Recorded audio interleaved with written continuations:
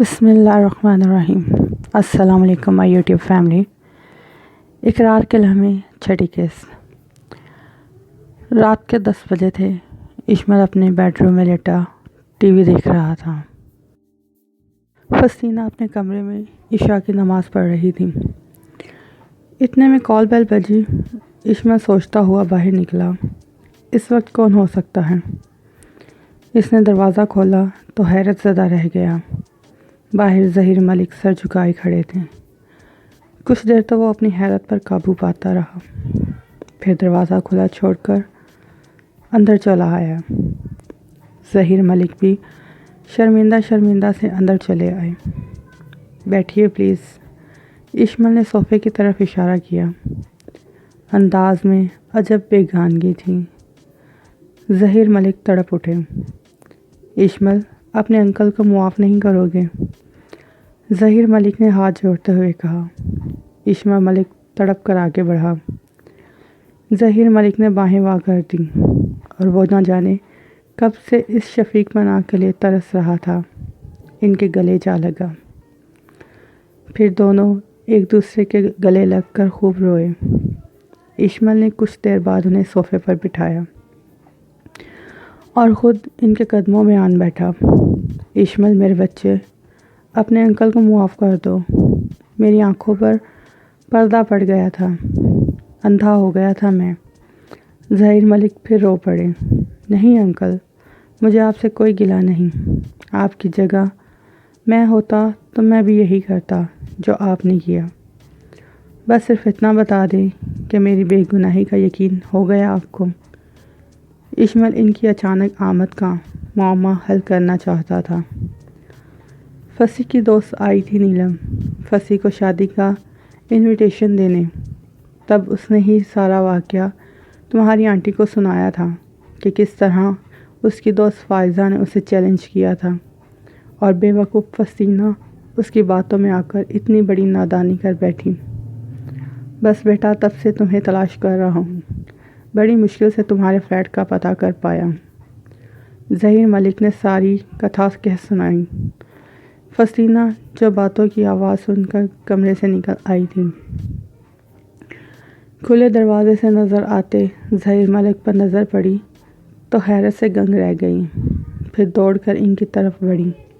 Dead, بڑی تڑپ تھی اس کے لہجے میں، مگر ظہیر ملک نے اسے جھٹک کر منہ پھیر لیا۔ اشمل وہاں سے کھسک گیا۔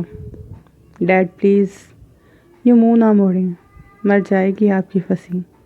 کیسی بے قراری تھی۔ ظہیر ملک نے دل پتھر کر لیا۔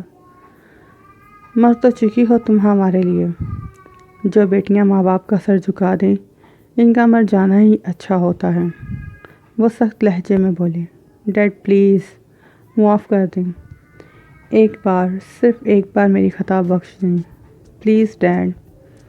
فصیح نے ان کے پاؤں پکڑ لیے۔ ظہیر ملک بھی زیادہ دیر تک خود کو پتھر نہ بنا سکیں۔ انہوں نے جھک کر فسینہ کو اٹھایا اور فسینہ ان کے سینے سے جا لگی۔ کتنے عرصے بعد یہ ٹھنڈی چھاؤں نصیب ہوئی تھی۔ وہ تڑپ تڑپ کر روئی۔ ظہیر ملک بھی اپنے آنسوؤں پر قابو نہیں پا سکے۔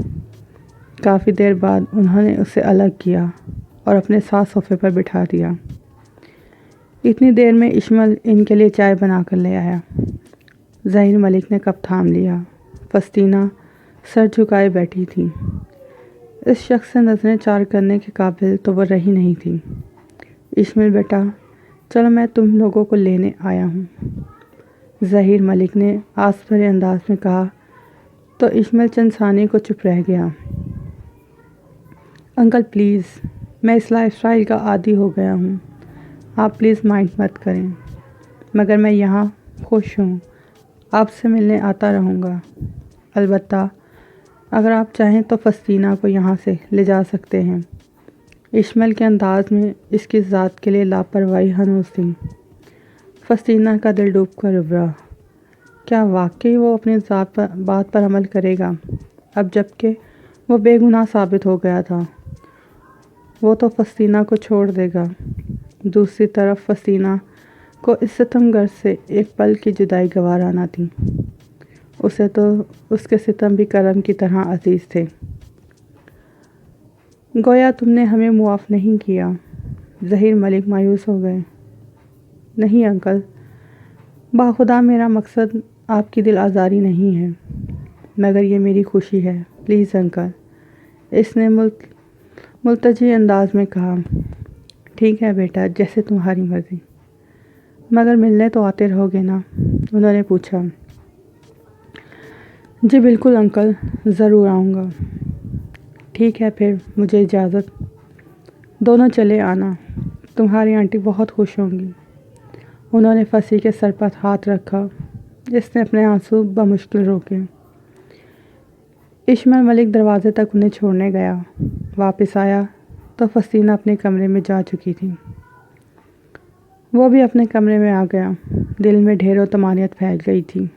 ایک بار پھر سے اس کی ذات معتبر ہو گئی تھی۔ چند دن بعد ملک ہاؤس سے سب ملنے آئے۔ زندگی میں پہلی بار بیگم ظہیر نے اشمل کو گلے لگا کر پیار کیا تھا۔ پہلی بار انہوں نے اشمل کے لیے دل میں ممتا محسوس کی تھی۔ اشمل نے بھی کھلے دل سے سب کو معاف کر دیا تھا۔ ویسے بھی وہ سمجھتا تھا کہ اصل قصور صرف فسطینہ کا ہے۔ گھر والوں نے تو جو دیکھا تھا اسی پر یقین کرنا تھا۔ فسطینہ بھی بہت خوش تھی۔ اس نے اپنے بھائیوں اور موم سے معافی مانگ لی تھی اور سب نے اسے معاف کر دیا تھا، مگر فسطینہ جانتی تھی کہ آج بھی ایک شخص ایسا ہے جس نے اسے معاف نہیں کیا، اور وہ شخص ایسا تھا کہ جس کی معافی ہی اس کے لیے سب کچھ تھی، مگر وہ معاف کرتا تب نہ۔ بیگم ظہیر دونوں کے لیے بہت سے تحائف بھی لائی تھی۔ اشمل نے سب کو کھانے پر روک لیا۔ اس نے سب کی خوب آؤ بھگت کی۔ فسینہ نے گھر میں کئی ڈشز بنا لی تھی اور اشمل بازار سے بھی کئی چیزیں لے کر آیا تھا۔ سب نے خوشگوار ماحول میں کھانا کھایا۔ فسینہ کے بنائے ہوئے کھانوں کی سب نے تعریف کی۔ بھائیوں نے تو خوب مذاق بنایا کہ وہ بھی کھانا پکانا سیکھ گئی۔ کھانے کے بعد سب نے جانے کی اجازت لی۔ جاتے سمے بیگم ظہیر نے اشمل سے گھر آنے کے لیے کہا، مگر وہ سہولت سے ٹال گیا۔ رمضان المبارک کا بابرکت مہینہ شروع ہو گیا تھا۔ فسطینہ نے زندگی میں پہلی بار روزے رکھنے شروع کیے تھے۔ اگرچہ سارا دن وہ بھوک پیاس سے نڈھال ہو جاتی تھی، مگر پھر بھی اسے ایک عجیب سی راحت ملتی تھی۔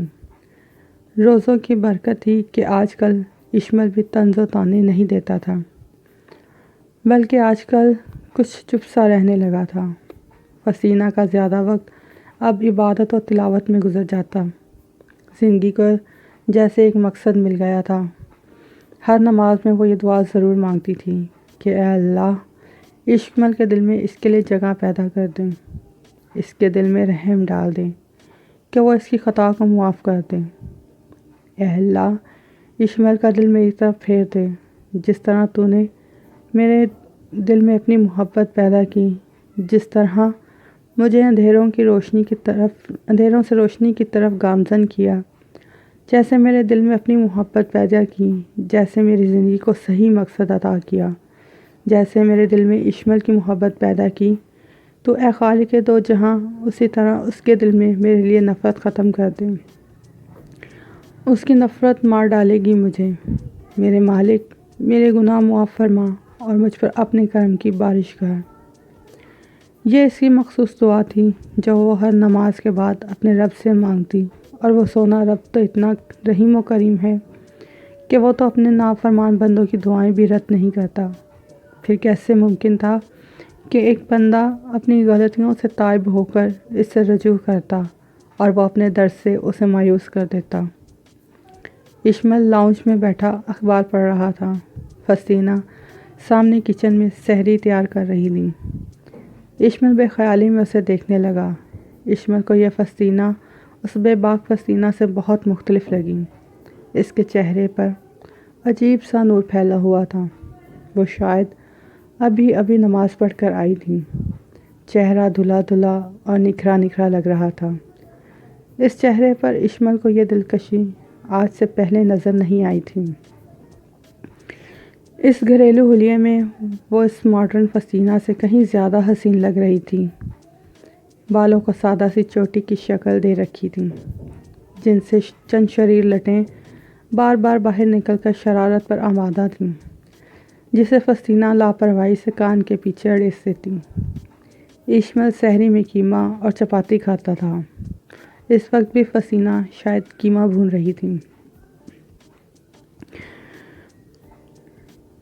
اشمل اخبار کی اور سے اس کا جائزہ لیتا رہا۔